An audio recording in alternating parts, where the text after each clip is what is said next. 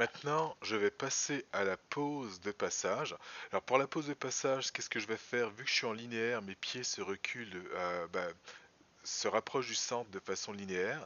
Je vais aller au frame 7 et au frame 7, je vais prendre l'ensemble des courbes encore et cette key. Donc à partir de là, je vais pouvoir construire cette pose.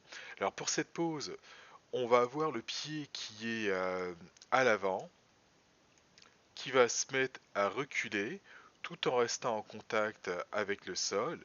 Et le pied qui est en arrière, ben, lui, il va se lever. Donc je vais prendre lui, que je vais mettre pour l'instant dans les airs, et ça va ressembler à quelque chose comme ça. Alors avant de faire ma clé d'animation, ce que je vais faire, c'est que lui, je vais en profiter pour mettre les valeurs de footroll complètement à zéro. Donc là, c'est fait. Et là, je vais faire ma première clé d'animation, cette key. Ensuite, ça serait bon de se référer à la référence pour voir à quoi va ressembler un petit peu cette pause de passage. Alors là, pour moi, ça va être 3 frames plus loin par rapport à cette pause-là, si je prends celle-là en tant que pause de contact. Alors, un, 2, attendez, non, ça va être 6 frames plutôt. Donc, 1, 2, 3, 4, 5, 6, ou 6 frames, et toujours ça dépend de où je pars. Euh, donc, je pourrais prendre cette pause-là. Et si je me fie à la pause, exemple, ça à coup sûr, cette personne-là, on a une pause basse, c'est-à-dire c'est le dernier keyframe avant que le pied décolle. Et si je compte 1, 2, 3, ça va aussi correspondre à une pause de passage.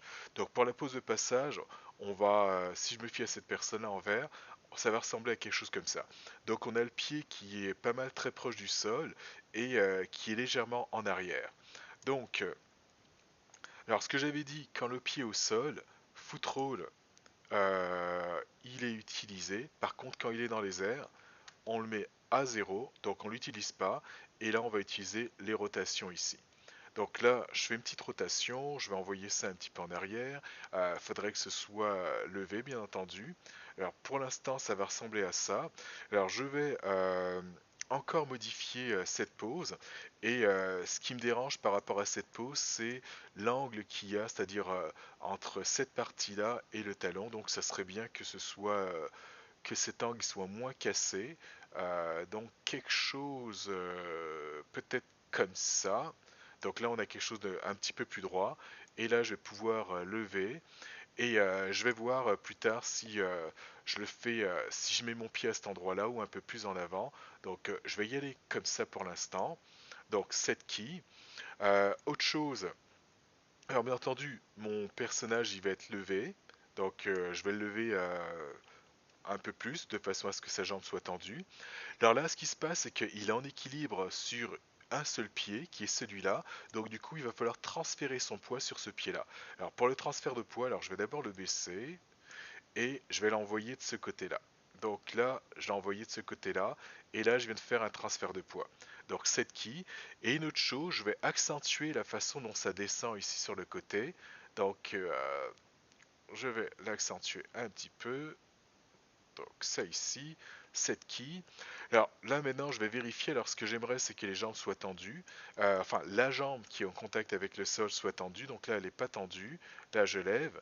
Là ça commence à être trop. On peut, si on regarde le pied par rapport au sol, bah, si je monte, on peut voir qu'il soulève. Donc là c'est trop. Et là, alors je vais essayer peut-être entre les deux. Alors entre 0, si on regarde ici, 0,1 et à 0,09. Bon, ça nous laisse pas une grosse marge.